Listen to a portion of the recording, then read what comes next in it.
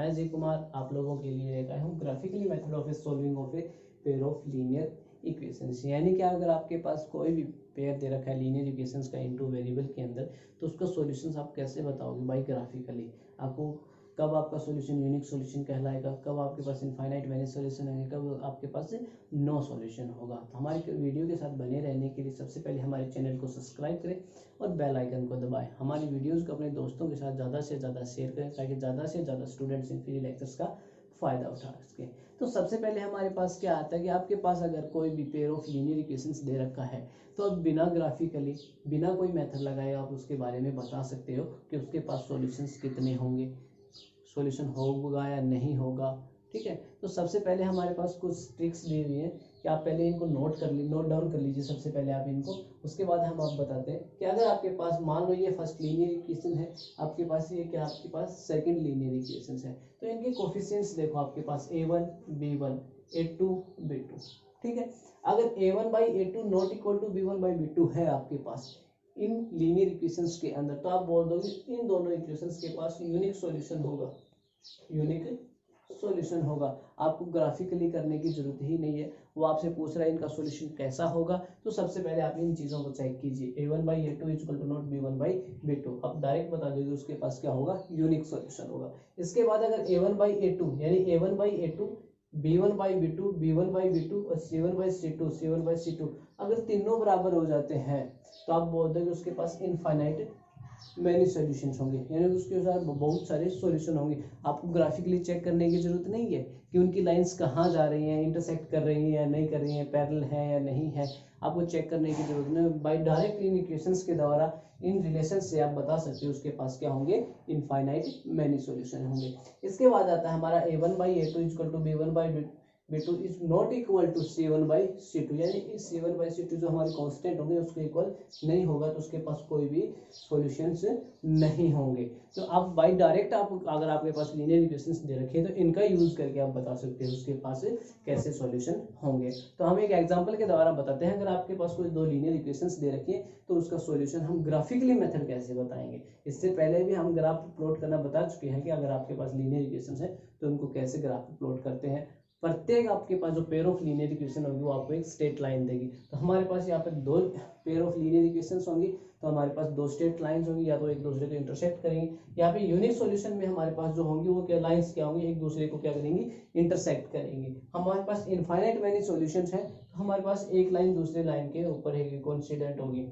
ठीक है, अगर तीसरी है हमारा नो सॉल्यूशन, यानी कि हमारे पास जो दो लाइंस होंगी वो एक दूसरे के क्या होंगी, पैरेलल होंगी। क्या होंगी, पैरेलल होंगी। अगर ग्राफ के अंदर अगर ऐसा दिखाई देता है, तो आप कहोगे आपके पास यूनिक सॉल्यूशन है, यानी कि दोनों लाइन एक दूसरे को कट करती हैं। या आप उन्हें पहले ही आप पता लगा लोगे कि आपके अंदर जो लीनियर इक्वेशंस दे रखी हैं उनका ऐसा कुछ हमें दिखाई दे रहा है, तो अब को ग्राफ करने में कोई दिक्कत नहीं आनी चाहिए। अगर वो दो लाइंस आपको इंटरसेक्ट करती हैं एक दूसरे को, तो आपका ग्राफ सही है। अगर इस टाइप से कुछ आता है तो आपका ग्राफ गलत है यूनिक सॉल्यूशन के लिए। ठीक है, इनफाइनाइट मैनी सॉल्यूशंस के लिए लाइन एक दूसरे के ऊपर ही आनी चाहिए। ठीक है ना, वो कहीं भी नहीं जानी चाहिए, यानी कि एक जो लीनियर इक्वेशन होगी वो दूसरी की क्या होगी, मल्टीपल होगी। ठीक है ना, दूसरे की क्या होगी, मल्टीपल होगी। ध्यान से सुनो मैं क्या कह रहा हूँ, एक जो लीनियर इक्वेशन है वो दूसरी लीनियर इक्वेशन की क्या होगी, मल्टीपल होगी। तीसरा जो हमारा है नो सॉल्यूशन के लिए, एक दूसरे की क्या होंगी, लाइन क्या होंगी, पैरेलल होंगी। क्या होंगी, लाइंस हमारी पैरेलल होंगी। आपके पास दो लीनियर इक्वेशंस दे रखी हैं इन टू वेरिएबल्स के अंदर। पहली हमारी है 2x + y = 4, दूसरी हमारी 3x + 2y = 6। ये हमारे पास क्या है, दो लीनियर इक्वेशंस हैं इन टू वेरिएबल के अंदर। तो सबसे पहले हमें ये चेक करना है इनका सॉल्यूशन कैसा होगा। भाई इनफाइनाइट सॉल्यूशन होंगे, नो सॉल्यूशन होंगे या यूनिक सॉल्यूशन होगा। तो सबसे पहले हमें जो रिलेशंस हमने बताई थी वेरिएबल के कोफिशिएंट्स के साथ हमने रिलेशंस बताई थी। अगर आपके पास a1 by a2 equal to not b1 by b2 होता है, तो हमारे पास कैसा सॉल्यूशन आता है। ठीक है ना, a1 by a2 equal to b1 by b2 equal to c1 by c2 आता है, तो हमारे पास कैसा सॉल्यूशन होता है, a1 by a2 equal to b1 by b2 not equal to c1 by c2 आता है, तो हमारे पास कैसा सॉल्यूशन होता है। तो इसके कोफिशिएंट्स के रिलेशंस के साथ हम बताएंगे कि हमारा सॉल्यूशन कैसा होगा। उसके बाद हमें ग्राफिकली बताना है कि इसका सॉल्यूशन हमारे पास क्या होगा। जब हम ग्राफ पे प्लॉट करते हैं तो हमारे पास इससे भी हमें एक लाइन मिलेगी, इससे भी हमें एक लाइन मिलेगी, यानी इन दोनों लीनियर इक्वेशन से हमें 2 लाइंस मिलेंगी।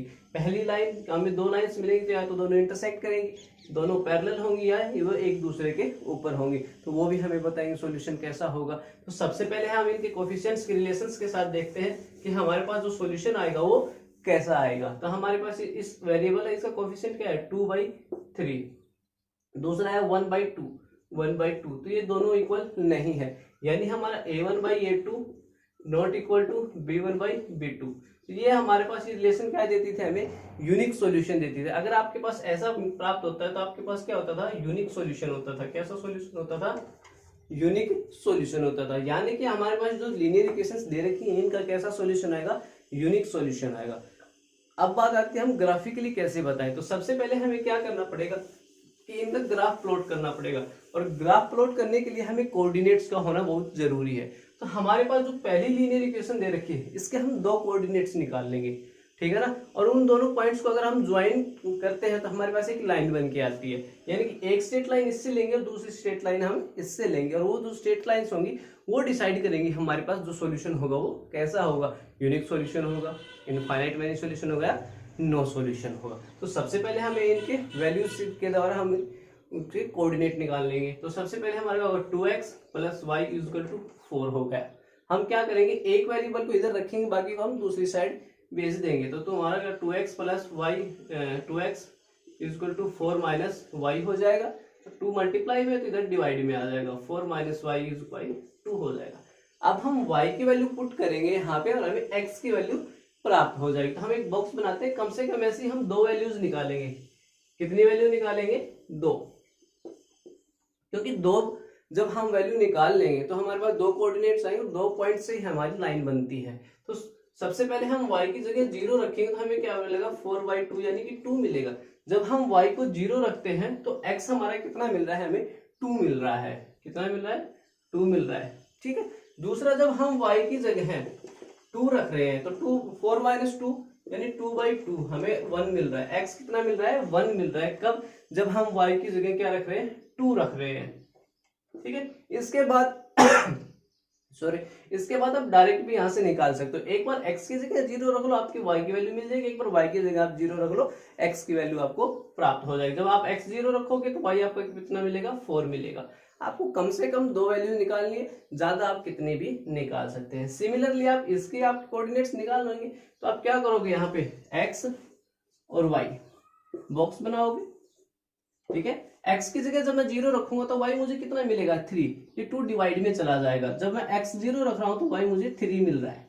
जब मैं y 0 रख रहा हूं तो x मुझे कितना मिल रहा है, 2 मिल रहा है। जब मैं y 0, मैंने 2 वैल्यू निकालनी है, आप अपनी मर्जी से कितने भी निकाल सकते हैं। अब इन पॉइंट्स को हम क्या करेंगे, ग्राफ पे प्लॉट करेंगे। हमारे पास ये कौन सा पॉइंट है, 2 0, ये कौन सा है 1 2, और ये हमारा 4 0, क्योंकि जो पहला हमारा जो नंबर होता है वो x एक्सिस पे होता है, x एक्सिस का होता है, और दूसरा हमारा y एक्सिस का होता है। ये हमारा कौन सा होगा, 0 3, और ये हमारा होगा 2 0, ठीक है। अब इन पॉइंट्स को हमें ग्राफ पे प्लॉट करना है। तो क्या करेंगे, सबसे पहले हमारे पास ये y एक्सिस हो गई, ये हमारे क्या हो गई, x एक्सिस हो गई, ये हमारी y एक्सिस हो गई।